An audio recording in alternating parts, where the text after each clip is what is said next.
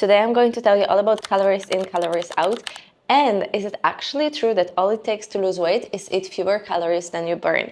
But I'm also going to show you two very different ways how you can apply calories in, calories out formula into your own personal weight loss.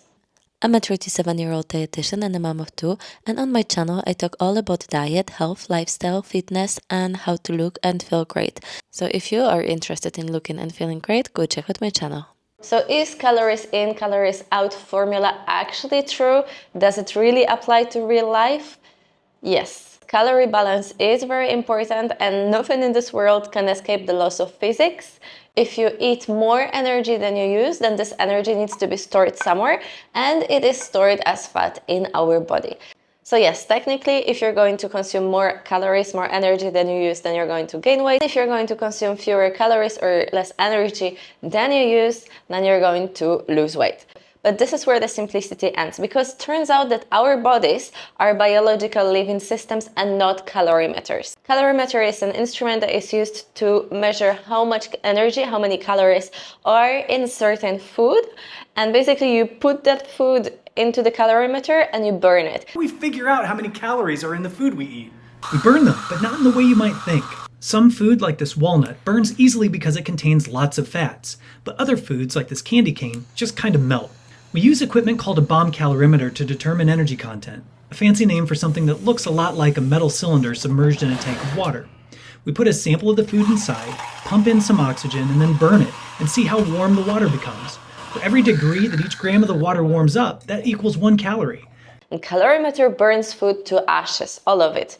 Well, our body doesn't do that. Like, there are some parts of foods that we don't actually burn, we don't digest, which means that they're not then being absorbed into our bloodstream, which means that out of that food that we ate, we are not using the whole energy that was in it. There are some parts of foods that we cannot digest, like for example, different parts of fiber.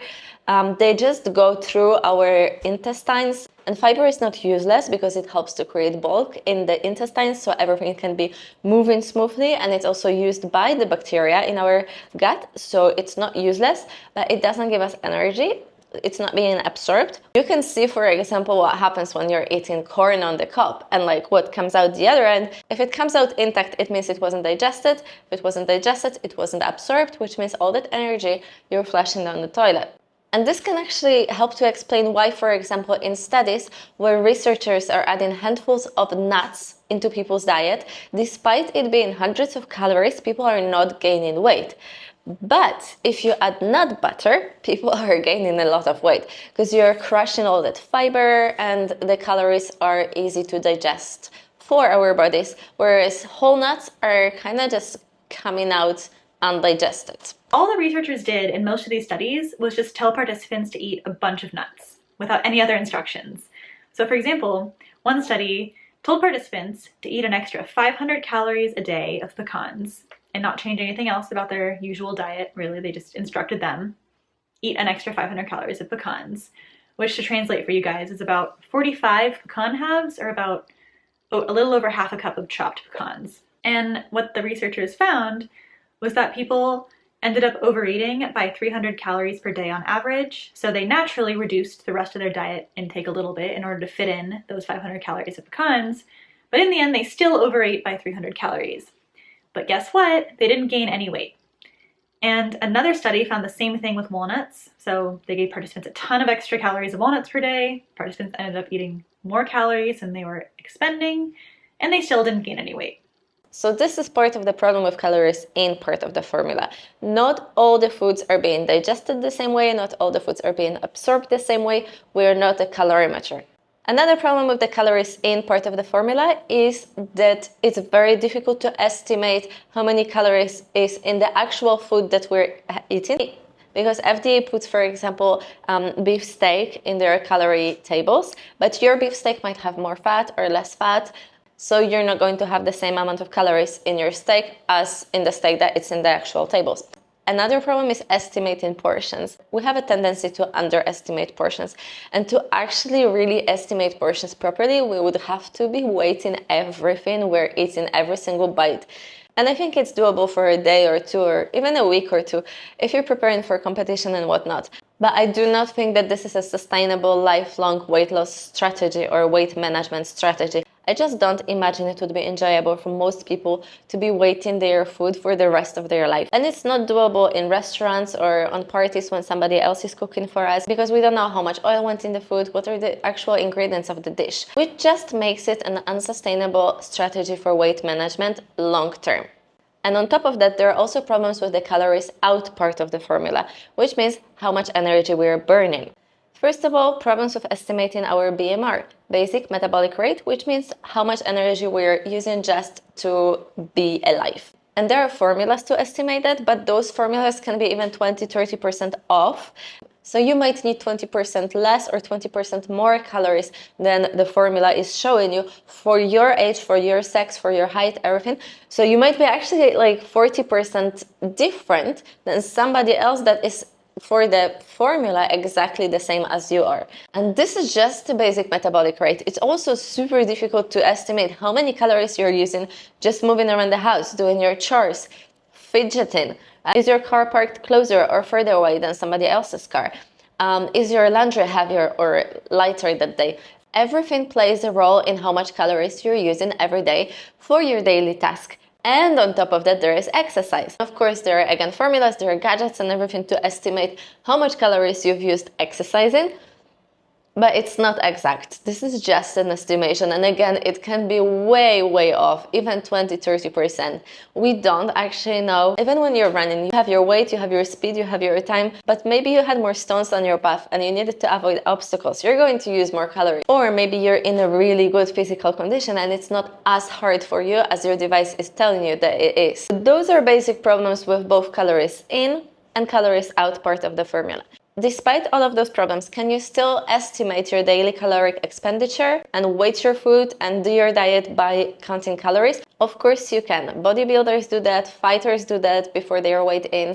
Of course you can estimate your BMR, you can estimate your calorie expenditure and then subtract like 300 or 500 calories from that and try that out for a few days. See if you're losing as much weight as you estimated you should be using, and if you're not, adjust things until you find a good ratio. Weight your portions, prepare your boxes. You can do that. It's 100% doable. But there is another way that is way more sustainable in real life, doesn't require any canteen, can be used long term and can be used wherever you are, home, holidays, travel for a really, really long time. And especially if you're not a type A personality, like I'm not, this is a way better solution. For calories in part of the formula, we're going to trust our biology. What does it mean? Everybody has a stomach, and everybody's stomach has a size, has a volume. Ever wonder how much food your stomach can actually hold? The average human stomach is about the size of a fist when empty, but once you start eating, it expands a lot. It can stretch to hold about 1 to 1.5 liters of food and liquid. That's roughly the size of a big water bottle. If you keep eating past that, it can stretch even more, up to 4 liters in extreme cases. Larger people have bigger volume stomachs and smaller people have smaller volume stomachs, which means that larger people can fit in more food. In the walls of our stomachs there are stretch receptors, which means that once we start eating and our stomach starts expanding, those stretch receptors are being activated and they are sending satiety signals to our brain. Larger people will have to eat larger volume of food for those stretch receptors to be activated, and smaller people will have to eat smaller volume of food. Now, if we eat real food that we're supposed to be eating as human beings, so unprocessed foods, fruits, vegetables, legumes, meat, fish, eggs, whole grains, we're going to be filling up our stomachs on large volume, low-calorie food, which means you can fill up your stomach till you're no longer hungry 3 times a day, and you're not going to be overeating on calories. This is going to be the exact proper amount of calories your body needs. It's going to be adjusted to your physics because it's going to be adjusted to the size of your stomach.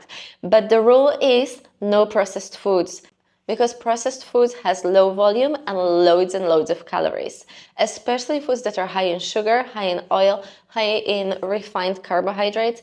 Do not touch that food. Just eat real food. Use volume eating to make your weight loss so much easier. I'm losing 40 pounds from pregnancy myself, and I'm a dietitian, so these are science-backed tips that work in real life. Volume eating is the concept where you get to eat a lot more food for the same amount of calories. So for example, you can eat this big plate of food for 500 calories or this tiny portion of pasta. This really helps keep your stomach full. I can eat this tiny portion of pasta in like 2 bites and still be hungry, and that's not what I'm going for. Okay, so here's our first example. For the same calorie amount, you could have either 1/8 cup, 2 tablespoons of jelly, or 2 cups, 2 whole cups of strawberries. Once you start eating real food, you're not gonna have to be worrying about limiting your portions. No processed foods and no liquid calories as well. No drinking calories, no soda, no juice, no sugary drinks, nothing like that. Real, whole, unprocessed foods and water, tea, coffee for drinking. So this is the solution for calories in part of the equation. Now the solution for calories out is walking. Walking is the king of fat loss and the key to lose fat faster. An extra 30 minutes can help you go from burning this per week to this. I'm not saying don't exercise, do exercise. Exercise is so important. I love exercising. I exercise every single day. But exercising is for being fit, for being healthy, for looking nice, for longevity, for having nice skin. And walking is for weight loss. I talk about my diet and how I lost 110 pounds with diet because I'm a diet guy. But what did I do for activity? Like, what did I do? You want to know the lion's share of what I did? I walked. Doesn't mean I didn't lift, doesn't mean I didn't run, doesn't mean I didn't do other things. But the large majority of my activity was walking. So we're walking minimum of 12,000 steps a day. But if you're in your actual active weight loss stage, 16,000 to 20,000 steps a day, that should be your daily average. And why walking and not, for example, running or other ways of exercises? It's because walking burns a lot of calories. You can do it every single day, over and over again without injuring yourself. And the most important, walking doesn't make you hungry. Other types of exercise, where you're lifting weights or running, this increases your hunger. So your body is naturally going to try to force you to eat more. And even if you're aware of it, it's very, very hard to be resisting your biology. Walking is the key. Losing fat, you need to be in a caloric deficit. There's no point in eating trash and then doing cardio. Diet is going to be the biggest needle mover, but we all understand that. What I noticed myself, the first time I got to 12% body fat in my first iteration, I regained the weight. Yes, maybe I was a little bit immature and I said, hey, I'm gonna do a dirty bulk. It was the thing in the time. But what I realized is that I was just so much more hungry. Doing cardio, formal cardio with a higher heart rate on a machine always will spike appetite. You will notice, and what typically happens over a larger period of time, in the beginning of your transformation, your willpower is there. You're super motivated. By month 2, month 3, your hormones start playing its role. It's very hard to fight against ghrelin, the hunger hormone, every day. It is very hard to fight against leptin. You need leptin to feel full, and leptin will decrease. What happens over time, and this is maybe why you've been failing, is your body just finds ways to eat the calories back from all the cardio you did. So what you end up doing is you end up spending 30 minutes, 40 minutes, even an hour doing cardio, and your body finds interesting ways to eat those calories back. And that's by adding a little bit more oil, adding a little bit more peanut butter or oatmeal. You're like, you know what, I don't want to put it on the weight scale. And what ends up happening is you're taking 1 step forward, but taking 2 steps back. But walking does not spike your hunger levels. And you don't even have to be going outside to be walking. Although going outside is very good for you. But you can stay home, you can be pacing around the house when you're talking to somebody, when you're scrolling on your phone, when you're folding laundry, when you're cleaning. Just pace around the house. Go outside, walk whenever you have 10 minutes, 15 minutes. It all adds up. I'm tracking my steps on my Garmin watch, and this is actually the first thing I've put on my menu is my step count.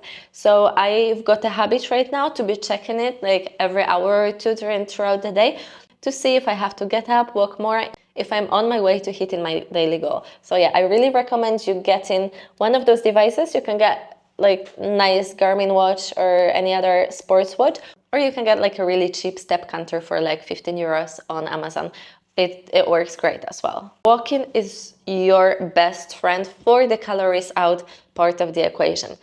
I promise you, once you start eating whole, unprocessed foods, no processed foods at all, and you start walking 16,000 steps a day, you're going to see the weight drop for sure, for sure. But I have another 2 tips to accelerate your weight loss. It's no snacking. Do not snack. You don't need to be snacking. If you're hungry in between meals, that means that you didn't eat enough for your main meal. And if you have eaten enough, that means that you're not hungry. Just drink water and go for a walk. And the second tip is intermittent fasting. If you want to accelerate your weight loss, just skip breakfast, eat big lunch, fill up yourself on healthy foods, then eat big dinner in the evening, and that's it. You're going to feel light, you're going to be losing weight in no time. If you want to know my exact workout schedule or what I exactly eat during the week, go check out my other videos on my channel. See ya!